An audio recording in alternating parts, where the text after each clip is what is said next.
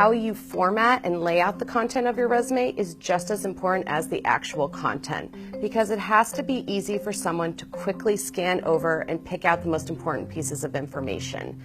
Always think that the top third of your resume is a snapshot.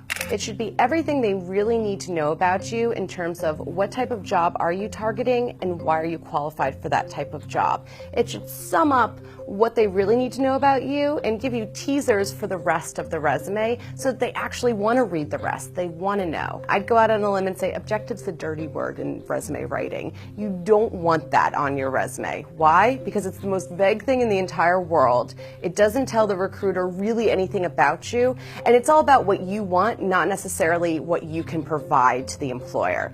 So instead of having one of those awful run-of-the-mill objective statements, replace it with a professional summary that's your elevator pitch.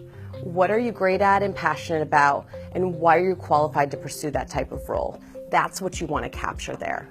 Underneath that, you have a core competencies or areas of expertise section. It's a quick summary so they understand exactly who are they dealing with and what's their realm of knowledge to figure out, are you a good fit or not? When you're looking at your work experience on your resume and you're trying to break it down, I usually recommend a format where you have a small paragraph that describes your role and responsibilities. At the end of the day, what were you hired to do?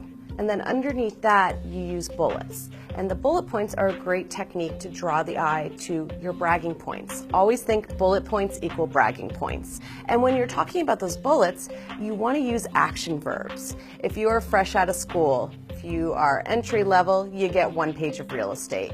You haven't done enough to warrant a second page. You don't get that much real estate. If you're 5 or more years out of college, you've had a job or two, you have enough material, you're allowed to go to a second page. Your header should be larger, and normally anywhere from 13 or 14 all the way up to 16, depending on what you're emphasizing, but your main body tends to be a 10 to 12 font size.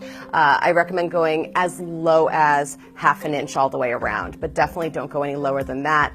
You run into issues with printing at that point. And frankly, if you need to go smaller than that, you're trying to cram too much information in. You need to reevaluate what you're putting in there in the first place.